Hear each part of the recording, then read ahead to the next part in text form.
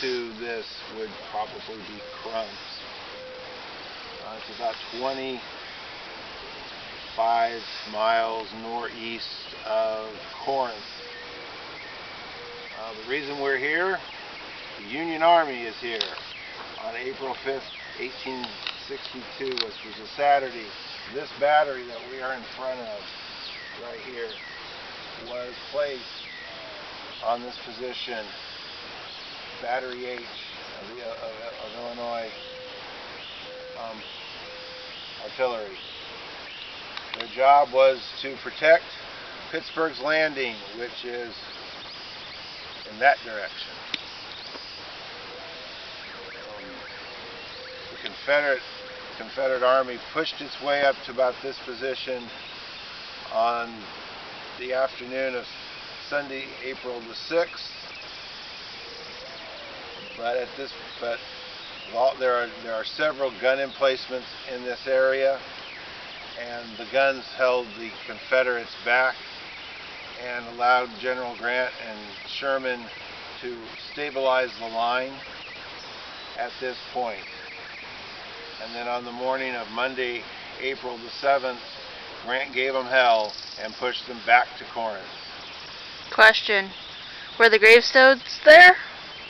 No. The gravestones that are over there were not there until after the battle was over. But we are going now into the Union Cemetery because there's some interesting things in there.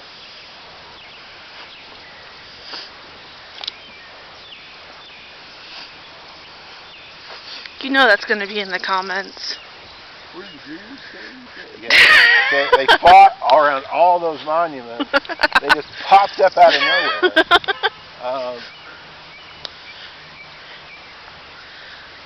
You, sir, are you still filming? Yes. Oh. You, sir, do not ask that in the comments. Because it's a silly question that is worthy of a grade schooler. U.S. National Cemetery. Now, these are the gates to the cemetery. This is General Order number 80. They have created this, okay. Visitors are not allowed in this cemetery before sun up or after sundown. And you are not to take any refreshments in here. So, if you come to the park and you have a soda pop or iced tea or something on you, Or water. Find some place to put it on the outside of the gate, because the rangers can give you a ticket for having drinks in here. Or put it in your book bag, one of the two. The voice, the disembodied voice is my camera person. Yes. Addressed by President Lincoln at Gettysburg National Cemetery. This was not done at this battlefield cemetery. This was done at Gettysburg. It's the famous Gettysburg Address. We do not have time to read it, even though it only takes 2.5 minutes. Internet.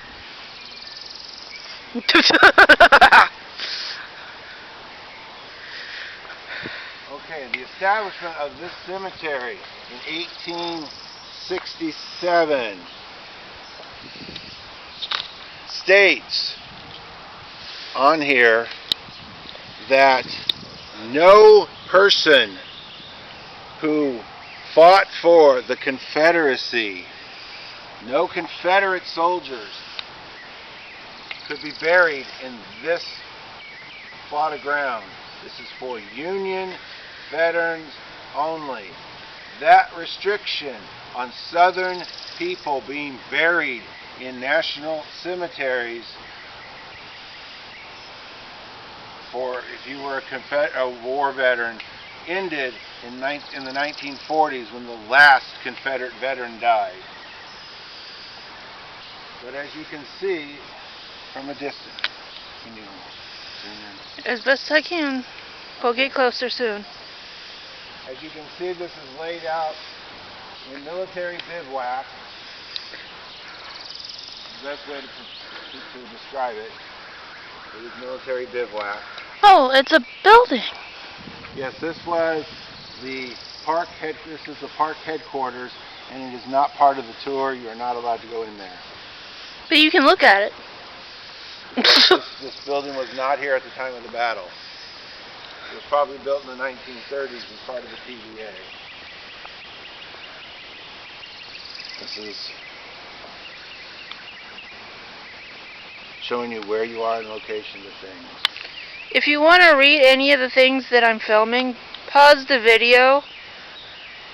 'Cause, yeah. I'm not going to stay here forever. Okay. So, here we are. We're going... Now, those of you who are very knowledgeable about Civil War battles and Civil War cemeteries and whatnot know what we're about to come upon and why it exists.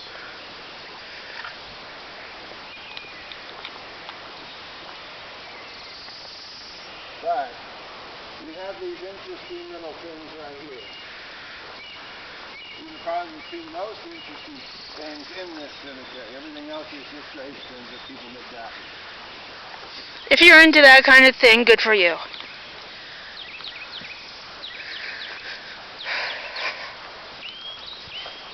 This marks Grant's headquarters. Let me pardon as I turn the camera sideways for a second, everyone. So it's... How tall are you?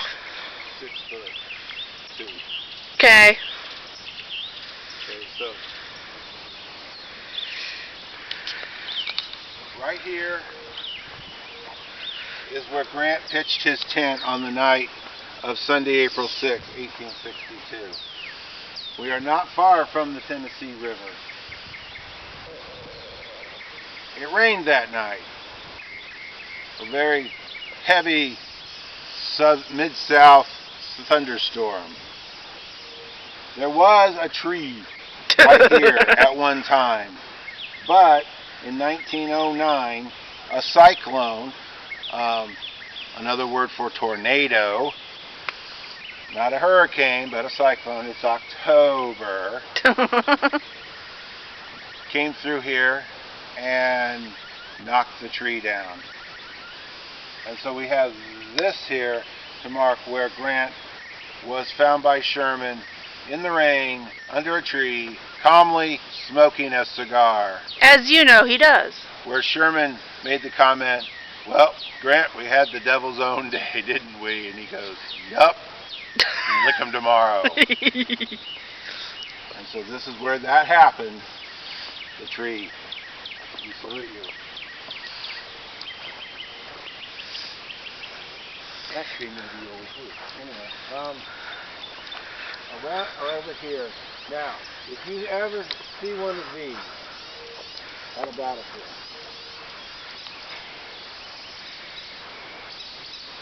this is for a general who died. A general did die at this battle. His name was W.H.L. Wallace. He is not to be confused with the other General Wallace at this battle, who was Lew Wallace from Indiana. Lew Wallace was the one that arrived late from Crump's Landing and saved the day on the 7th. W.H.L. Wallace was in line with the Hornet's Nest, which we will eventually get to. And he was wounded and taken to Savannah up a steamer. His wife had come down from Illinois, I think that's where he's from, Illinois, Indiana, to see him. She arrived a day before the man died at the field hospital after the battle. So this is in honor of General W.H.L. Wallace. So, why are there pennies? Why are there pennies? Yeah, on the graves. A penny, okay. It is an old tradition in Civil War battlefields or all battlefields actually, to leave a penny if you wanted to say, I remember you. If you actually knew the person, you would leave a nickel or a quarter.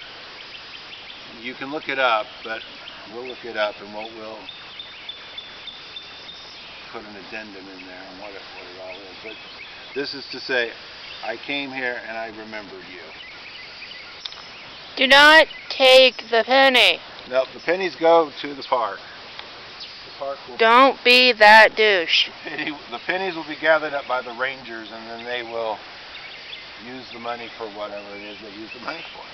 Don't be a douche, people. Okay, you will notice that some of these markers are low to the ground and have no name on them. Those are unknown soldiers. We don't know their names. The ones that are upright with the crown on them, those are known soldiers. And you will be able to figure out where they came, what unit they were in. Nobody was buried at the point where they died. They might have been after the battle, but they were all interred, all disinterred, and brought here to be buried. No, the trees were not here. Some of them might have been, but not all. I don't know. Okay, got it. I'm in a circle of 6 gravestones to 6 different fellows who are not here. None of the people whose names are on these gravestones are buried in this cemetery. These are what they call cenotaphs. That is a marker for a person who is buried in another place. That behind me is the Tennessee.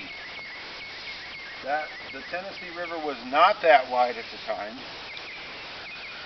The Tennessee River in 1860 was a major deep river in the nation. It flows up to the Ohio River.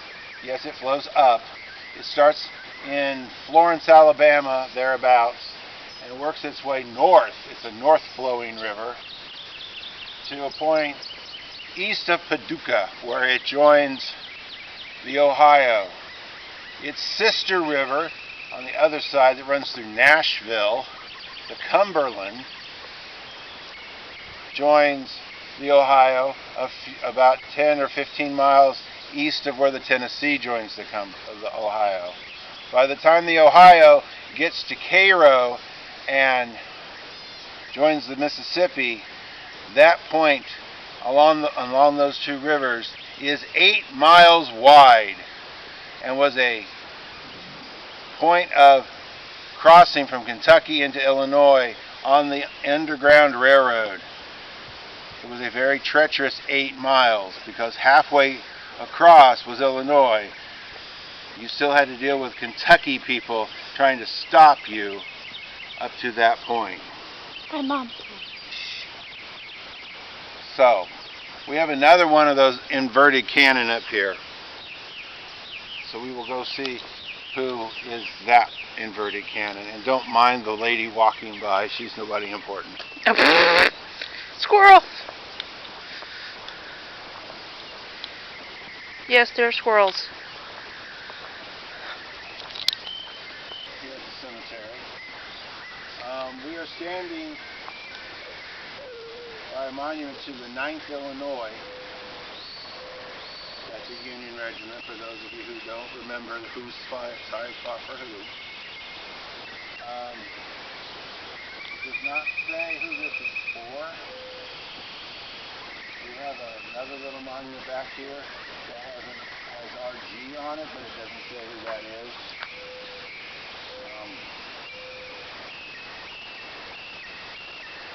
I'm not sure who the 9th Illinois lost their colonel, possibly. So, yeah, there's a couple of these around. Up here by the visitor center in the cemetery, there are a lot of gun emplacements. Those gun emplacements are final positions on the night of Sunday, April 6th. And the Shiloh battlefield tour actually starts at the end of the battle.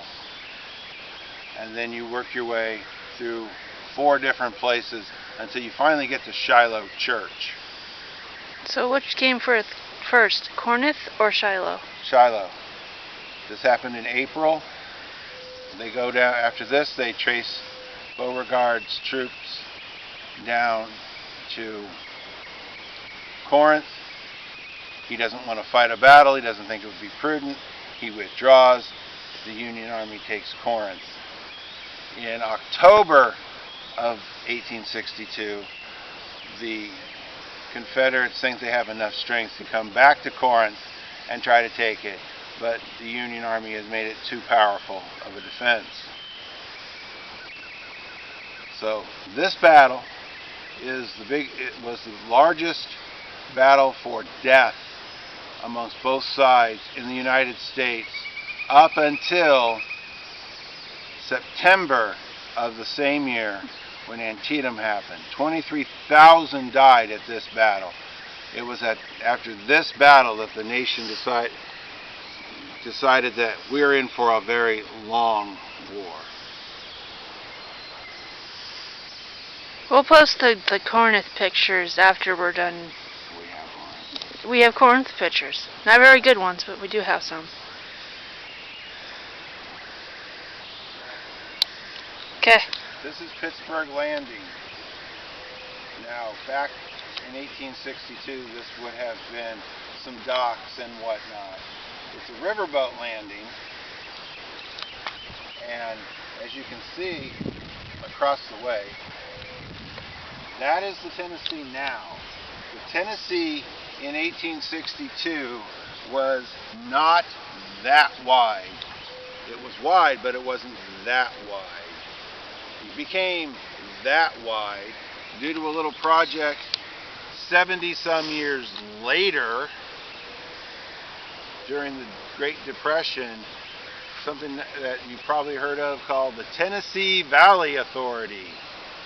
The Tennessee Valley Authority built a dam up the way called Pickwick Dam, which dammed up the river and made these pools for hydroelectric power to power this region of the United States. Now, if you look across on the river, you'll see ripples out in the middle there. Those are fish. This is a very prime fishing area. Crappie, bass, etc. All your southern fish, catfish, all those southern fish that people love to talk about fishing for. This is a very prime river for fishing. Don't fish on the national park. What? Don't fish on the national park. You can fish in the river. You can fish on the river. Don't come to the park and fish. I'm sure that if you have a boat and you want to stand there on the rocks, they ain't gonna say anything as long as you've got a permit. It's Joe's water. It's not Joe's water. They're Joe's rocks, but it's not Joe's water. Or whoever's sitting in the White House at the time you watch this. Landing is important for a couple of reasons. It is the place where General Don Carlos Buell's army, his lead division under Major General Bull Nelson, lands on the afternoon and the night of Sunday, April 6th. They land here. They are taken up into the area around the cemetery to help bolster the line. And this was the place where Beauregard will, when we get to that monument later, Beauregard will send a message to Confederate President Jefferson Davis saying, I propose to push the rest of the army into the Tennessee tomorrow, which was the original plan of the original commanding general Albert Sidney Johnston. But of course that never happened. The Union got reinforced They held their line and they drove the Confederates back to Corinth. But this was the spot that Grant had to at all costs hold. If he did not hold the landing, he could not hold the battlefield. Alright. This is the Shiloh Church, as it was at the time of the battle. This is the reason why this battle is named this. In the Civil War, you would have sometimes two names for a battle. The Union Army would usually name a battle after the nearest body of water. The Southerners would name it after a prominent position on the field. So here, the two names are Pittsburgh Landing, because of the landing, and the Confederates named it Shiloh because it was fought in and around the Shiloh Church. This is not uncommon. If you've ever been over into southwest Missouri and you've been to the Battle of Wilson's Creek, that also has two names. The Union name, Wilson's Creek. The Confederate name is Oak Hills. Antietam had the same problem. The Union named it Antietam for Antietam Creek. The Confederates named it Sharpsburg for the town that was just off to the west of the battlefield. This is a one-room, 8-seat church, probably with men on one side, women on the other. There's a pulpit inside. I almost touched the rafters, so people were shorter back then. 6-foot-tall people like myself would be considered giants. If you look off to this side, you will see the church that replaced this, the Shiloh Methodist Church. The Shiloh Methodist Church has since moved down the road a little ways off the battlefield. This church would have had people getting ready to come to it on the day of this battle, because it was a Sunday, April 6th. But I'm sure that there was, with the Union Army encamped in and around the church, there will be no church services until the Union Army has moved on.